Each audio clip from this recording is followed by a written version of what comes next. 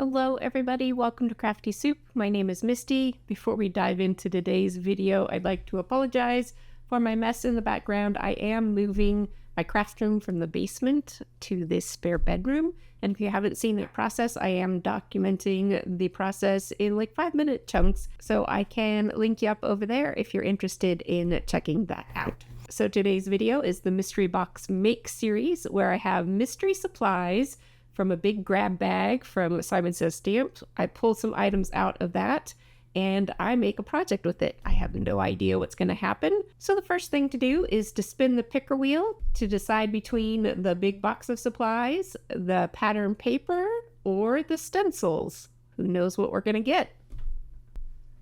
All right, everyone, here is the picker wheel, and all I have to do is click spin.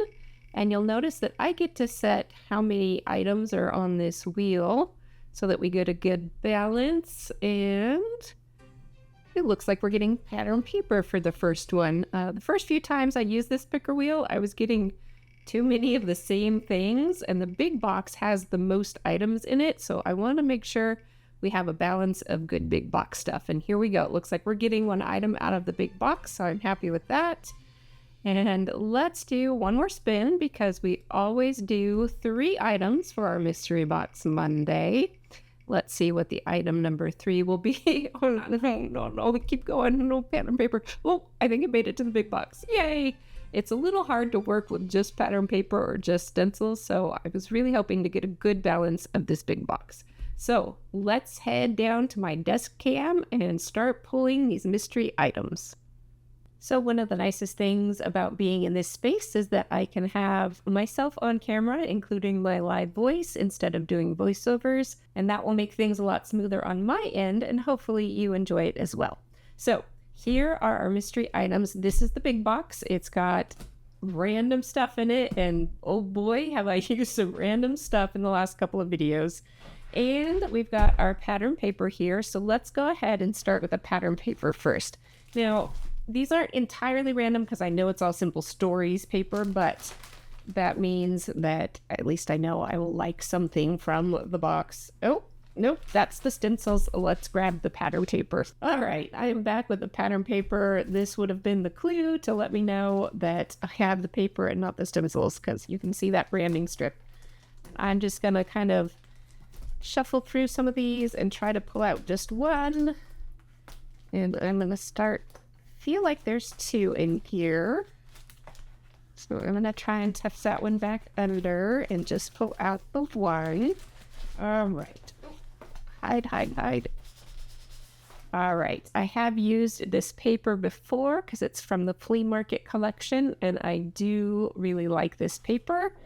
And remember that we have 2 sides that we can think about when we're working on a project. So that is the paper. Let's go ahead and dive into our big box. That means, let's see, I usually do it this way because it's easier for me to reach. I think I'll reach in this way. Feel something hard. So it feels like a cardboard backing with a big square plastic front. And what have we got? Ooh, an embossing folder.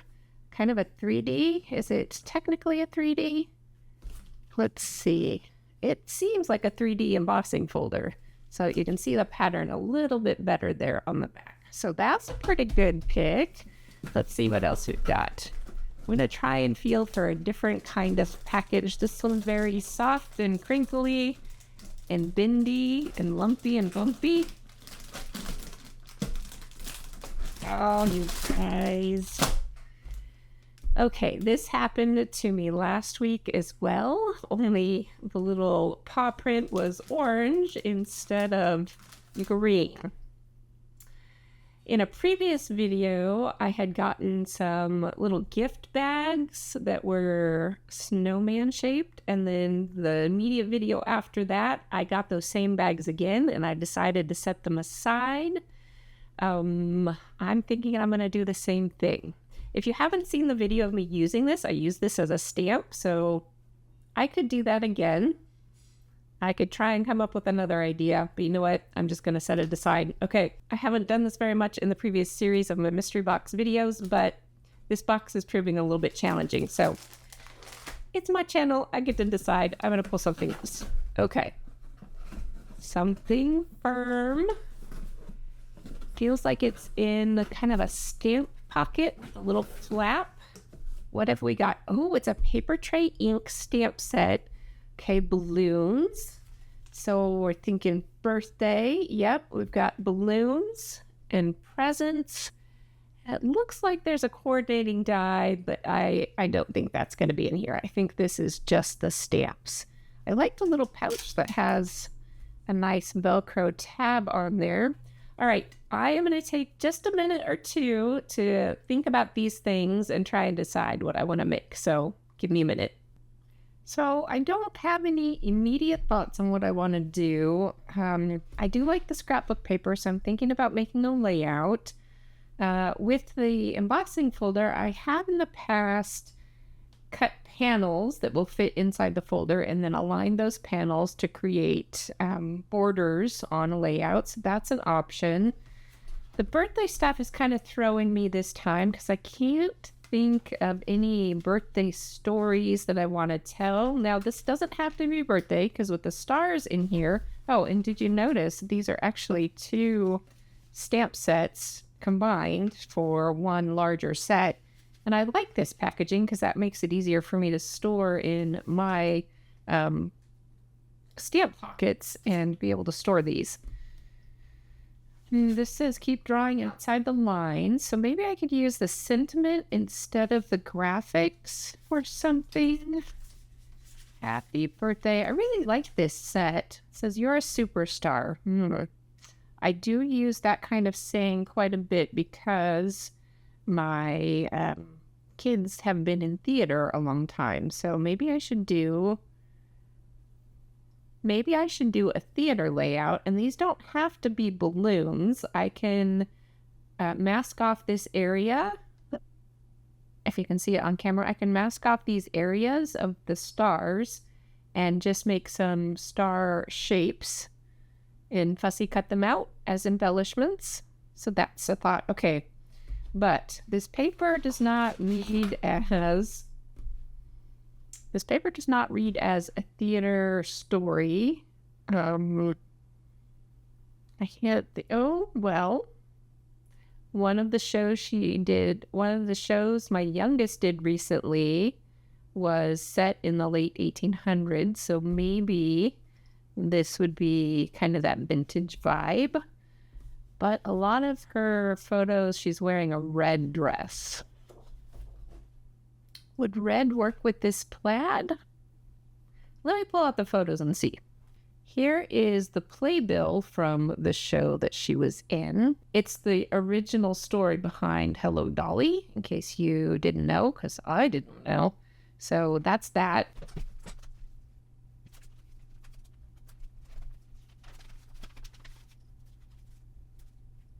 This is a different theater story that I have to tell. Let's see what it looks like. Kind of thinking I like the gold plates on this, but I'm not sure how I would incorporate everything. Okay, it's not coming to me, so I'm not going to do that one. I don't have them printed. As I was flipping through my story binder, I did see these, which is a Christmas story. But she has a star on her shirt, which could work well with our star embellishments. She's juggling, and I'm kind of thinking she's also in the kitchen. And I think about like juggling. Jugglers often juggle weird things that would make you nervous, like maybe juggling plates, which could go with the paper. I'm thinking I might want to do this. Okay, let's do this. Okay, I took a few minutes to gather up some extra supplies. I'm not sure how loud my chair is. I think it might be time for a new chair if I'm going to continue to record while I craft. But if it's loud, I'm sorry. I can't do much about it right now. Okay, I pulled out a few more supplies. I chose 3 patterns of paper to use with the embossing folder. And I'm going to create a panel going up and down on the page. Now, when you emboss paper, it tends to shrink a little bit, so this will likely leave gaps in between. These are 4 inches tall, which would normally span an entire 12-inch paper with 4-inch tall panels. However, because they will likely shrink when they're embossed, there will probably be a gap. So I did want to mat them on something, and this pink seemed to go with a lot of the pink in the pattern paper. And notice that because this is a Christmas layout, we have this Christmas chain of reds and greens, which, yes, it is red, but I think we can make it work with the rich pink. So I'm going with that. It's not perfect, but it works. Okay, so my next step is to go ahead and emboss all of these panels. And yes, that is a pretty hefty embossing folder. So this is a 3D embossing folder. Okay, so besides embossing these panels, the other thing I want to do is create the embellishments, and I am going to use the stars. And because there is this row of paper chain, I had a couple of thoughts. Maybe I want to cover up that paper chain because it is red and not pink with my stars. Or what I'm thinking is maybe I'll add in a little bit of red with my stars and kind of mix and match some colors and create a chain of stars, maybe going down the side of this paddle. So how many stars would I need to do that? Let's get I get 1, 2, 3, 4, 5, 6, 7, 8, 9, maybe 10. So I will choose some colors similar to the papers that I pulled, add some red, maybe add some of this pink, and I will go ahead and create some embellishment stars. And then I will also do a sentiment strip to add onto the layout somewhere. So I will do all that off camera and then we'll come back. Just one quick tip in case you haven't seen this before. Whenever I do embossing on paper, especially if it's a thin paper, I want to give it a mist of water. And the other time is if you have an especially thick paper, that's a good time to give it a mist of water also. So I just wanted to make sure everybody had that tip in case you hadn't seen it before. This will help prevent the paper from cracking. It also kind of helps hold the paper in place while you run it through your machine, so you don't need any tape. All right, I have got all of my elements ready to go. Let's see if you can see the texture from our embossing folder. Of course, it is easier to see on a plainer piece of paper, but I really like the subtle patterns that I picked with the texture, so I think it is working out well. And this one in particular, I feel like I can see the circles a lot better in this one than I can in this one. So it's nice to have a range of patterns where you can see more or less of the embossing. And the circles in particular, I think fit well with the juggling balls. So I think I'm happy with how all of this has come out. Let's see how much it shrunk. That is the question that I'm curious about.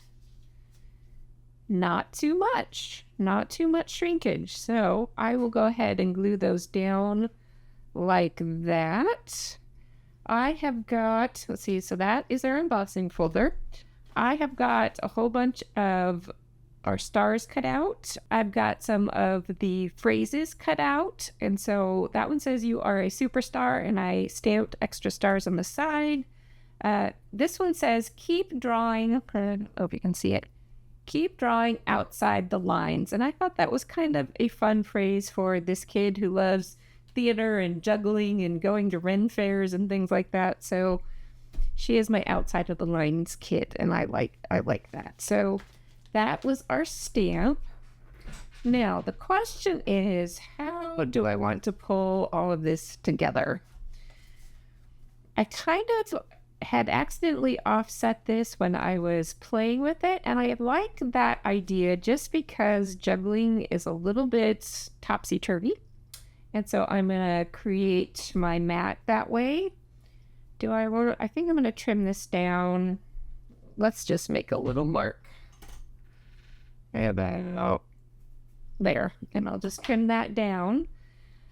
I am going to get out a title having to do with Christmas gifts, because that is what these juggling balls were from. And speaking of gifts, our birthday set, of course, had gifts on there. So I'm glad I realized just about as I was about to put the set away that, oh, this is a Christmas gift. So of course I can use the gift icons as well. So I've got some of those set up, and I've got to make some space for my journaling, and I'm going to incorporate the idea of juggling these plates into my journaling, talking about what her future of juggling might hold. So I'm going to do those steps next, and I'll be back. All right, I am another step forward. I've got my title on, which just says Christmas Juggling. I did pull out a thick piece of vellum here, and it took me a little while to kind of wrangle it underneath there. Should have done this first, but as you're working, you don't always think of everything right away. So I'm going to tuck that under there, and then I'm going to hold my vellum down by adding some glue underneath these letters. And luckily, these letters are old enough and the glue has deteriorated over time so that I still can lift them up and get some glue snuck under there. And that will hold these guys in place.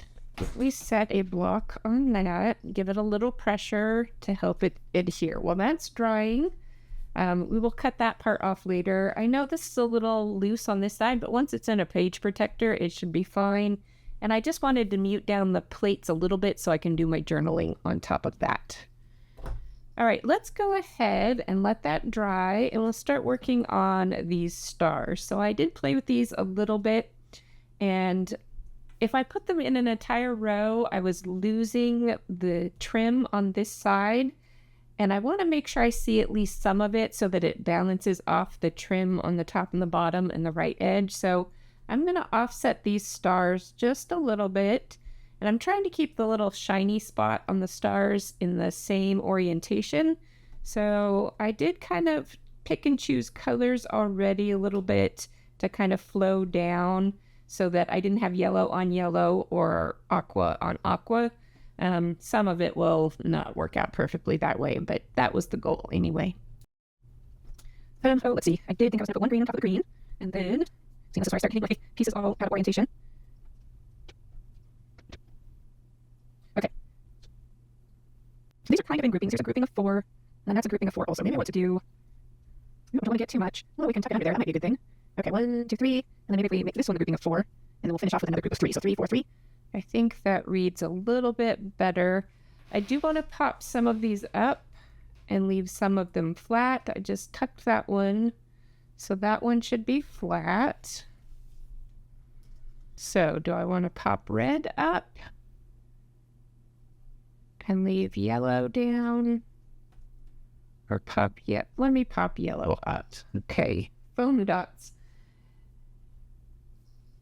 Since I'm in the middle of rearranging my craft room. Oh, I found some. A little worried. So I stamped all of these on a scrap of photo paper that was in my scrap bin. And I actually kind of liked stamping on it. You got this, the ink would make puddles when I pushed my stamp down. And it caused this more flowy kind of watercolor look. The only challenge was my black ink, which is a hybrid ink versus a water-based ink, did not show up very dark and crisp. So like you can see here on these messages, it looks more gray than black. So it was really interesting to see how it behaved. The ink, different inks behave on different paper. The red is a very strong color, so I think while I want little hints of red, I think I do want to kind of tuck it and tone it down. So I think I want this red one on the bottom. Okay, I think that is pretty good. I do have these, I keep wanting to aim it at my face cam. I do have these little stars that I added to the sides of my phrases that I want to sprinkle on the layout, particularly probably right around here and here where it's just a drastic solid space where everything else is pattern and texture. it's a little too much contrast, I think. So I just want something subtle on there, and I think I will use these for that. All right, I wanted to add these kind of into these clusters, and there was one other thing. Oh, I know what it was. I bumped something. I pulled out this sheet of number stickers. Now I'm wondering, I think I may have had number stickers on this set. Let me double check. All right, my stickers were just right here in front of my face. And yes, they do have numbers. So I wanted to do the number 25 for Christmas. And I'm trying to decide where I want this because I have my 2 zones of journaling here and here. It might make more sense down this way, but then that would put...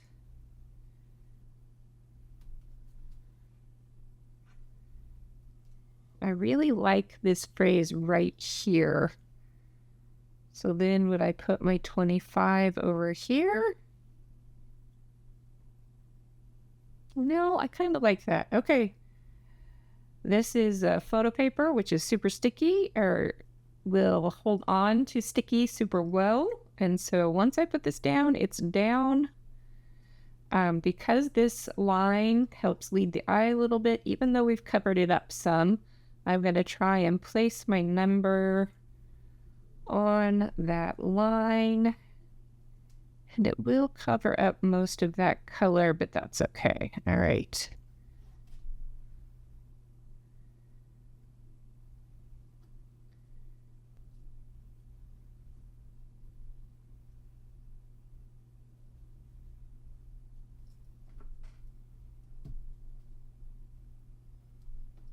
Okay, I think I want to put this one up higher because if it sits underneath the letters, I think it feels like it's too connected to the title, and this is more of an embellishment set of words and not title words. So I don't think I want to put it there. Also, it mimics this one down here a little too much, and I want a little bit more variation.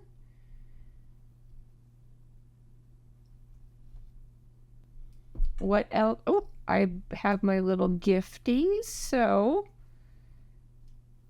I could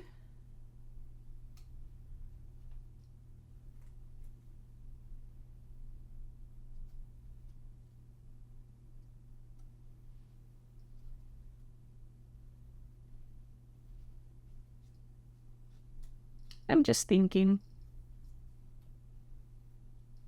I think I like them there better. Why?